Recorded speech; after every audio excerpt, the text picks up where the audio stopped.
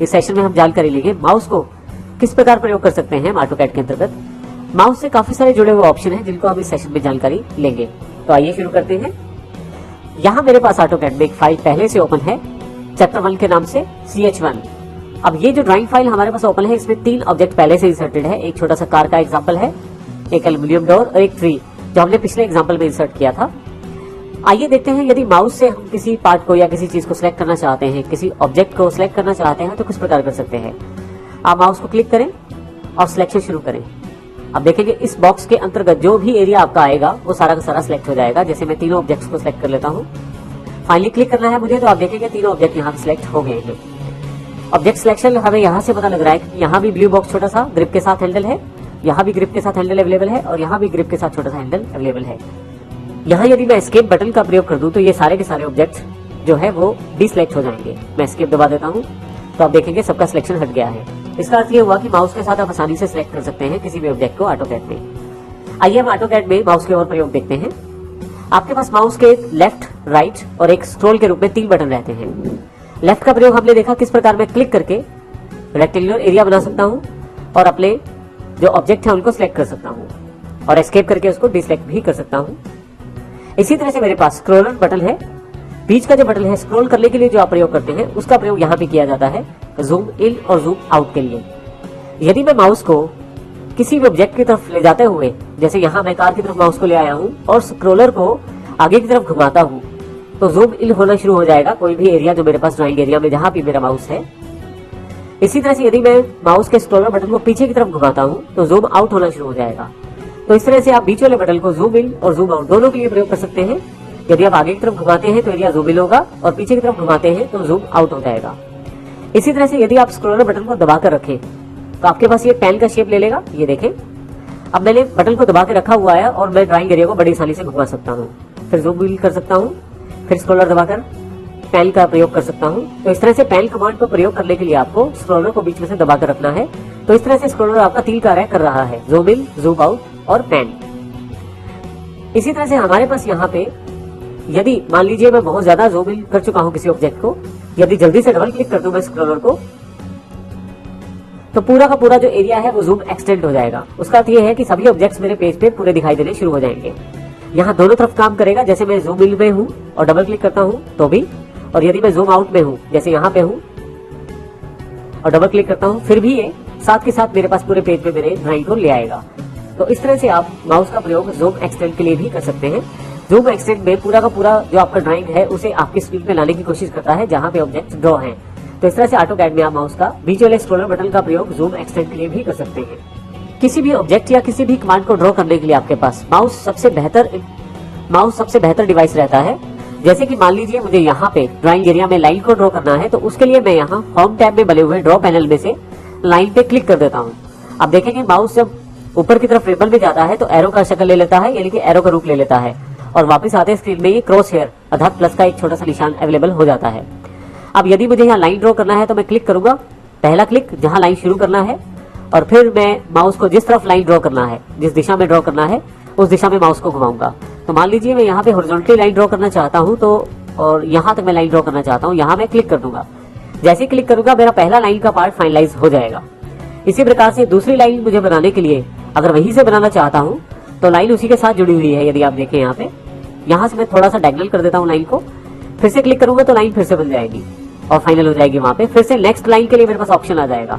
तो इस तरह से लाइन को मैं आसानी से ड्रॉ कर सकता हूँ माउस के साथ। अगर यहाँ मैं एस्केप कर देता हूँ तो मेरे पास पिछले वाला लाइन रह जाएगा और नेक्स्ट आगे लाइन कमांड जो है कैंसिल हो जाएगी। तो इस प्रकार से माउस से मैं आसानी से किसी भी ऑब्जेक्ट को चुन के यहाँ पे ड्रॉ कर सकता हूँ। जैसे मुझे सर्कल ड्रॉ करना है, ड्राइंग एरिया में आके क्लिक करता हूँ, देखेंगे आप सर्कल बनना शुरू हो गया है। जैसे यहाँ मैं सर्कल पे क्लिक कर देता हूँ, ड्राइंग एरिया में आता हूँ, एक क्लिक करता हूँ और सर्कल बनना शुरू हो जाएगा। फाइनली जब मैं चाहता हूँ मेरा सर्कल तैयार हो जाए, जिस भी रेडियस तक मैं सर्कल चाहता हूँ वहां पे मैं फिर से क्लिक कर दूंगा और देखेंगे यहाँ पे मेरे पास ये सर्कल फाइनलाइज हो गया है। तो इस प्रकार आप ड्राइंग करने के लिए इन सभी टूल्स को प्रयोग कर सकते हैं माउस के द्वारा, और माउस सबसे बेहतर डिवाइस रहता है इन सबको चुनकर इनका प्रयोग करने में। आइए अब सबसे इंपॉर्टेंट पार्ट माउस के राइट क्लिक की बात करते हैं। यदि मैं सिंपल माउस को राइट क्लिक करूं तो आप देखेंगे काफी सारे ऑप्शंस आपके सामने आ जाएंगी। जो भी लास्ट कमांड आपने प्रयोग की है वो यहाँ रिपीट पे रहती है। जैसे मैं यहीं से सर्कल दोबारा बनाना चाहता हूँ, इसके बजाय कि मैं ड्रॉ पैनल पे जाऊं, मैं यहीं पे रिपीट सर्कल पे क्लिक कर सकता हूँ। मेरे पास ये कमांड अवेलेबल हो जाएगी और यहाँ सर्कल में ड्रॉ कर सकता हूँ। फिर से राइट क्लिक। अगर रिसेंट इनपुट मुझे देखना है तो वो सभी ऑप्शंस अवेलेबल हैं जो कुछ समय पहले मैंने प्रयोग किए हैं। क्लिपबोर्ड में भी काफी सारे ऑप्शन अवेलेबल हैं, जैसे कट, कॉपी, पेस्ट, जो नॉर्मल विंडोज के बेसिक फंक्शंस रहते हैं वो सारे अवेलेबल हैं। इसी तरह से कुछ अंडू करना है तो उसके लिए भी ऑप्शन यहाँ पे अवेलेबल है। अंडू सर्कल मैं क्लिक कर देता हूँ तो फाइनली अंडू हो जाएगा।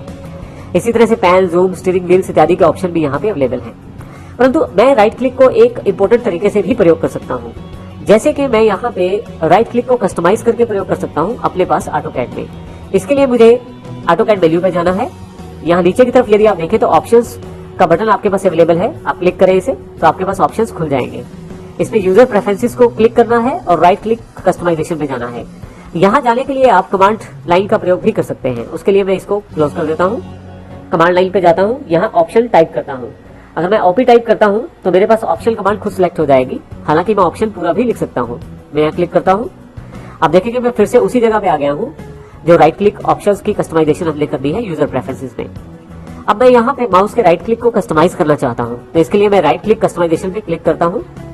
आपके पास यहाँ काफी सारे ऑप्शन हैं, जिनमें से ऊपर वाला ऑप्शन सबसे इंपॉर्टेंट है, जैसे कि आप राइट क्लिक को एंटर की तरह भी प्रयोग कर सकते हैं। इसके लिए आपको यहाँ क्लिक करना है। अब की बार यदि आप जैसे ही जल्दी जल्दी क्लिक करेंगे तो वो एंटर का काम करेगा। यदि आप राइट क्लिक को 250 मिली सेकंड तक प्रेस करके रखेंगे, ये थोड़ा समय है, 1 सेकंड का चौथा हिस्सा, तो जैसे इतनी समय तक यदि आप माउस का राइट क्लिक प्रेस करके रखते हैं तो आपके पास पहले वाला राइट मेन्यू अवेलेबल हो जाएगा। मैं इसे अप्लाई और क्लोज कर देता हूँ। Apply, okay. फिर से अब मैं यहाँ से सर्कल चुनता हूँ, क्लिक करता हूँ। आप देखिए ड्रॉ करना शुरू कर दिया है। सर्कल फाइनल करने के लिए मुझे एंटर प्रेस करना है कीबोर्ड पे, या अब मैं माउस का राइट क्लिक प्रेस कर सकता हूँ। देखिए यहाँ पे फाइनलाइज हो गया है सर्कल।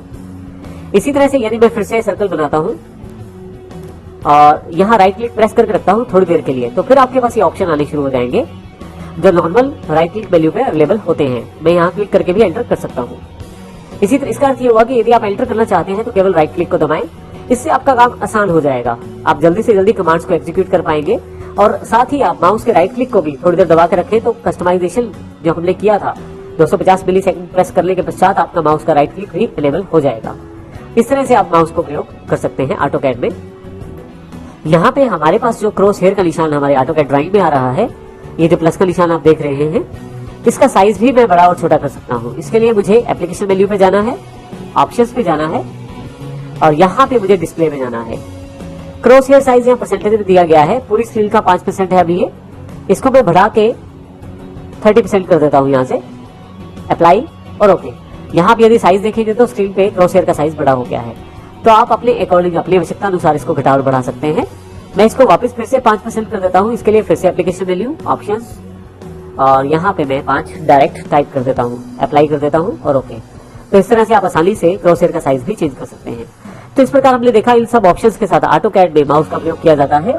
अगर आप माउस के सारे प्रयोग अच्छी तरह से सीख लेते हैं तो आप आसानी से ऑटोकैड में कार्य कर सकते हैं।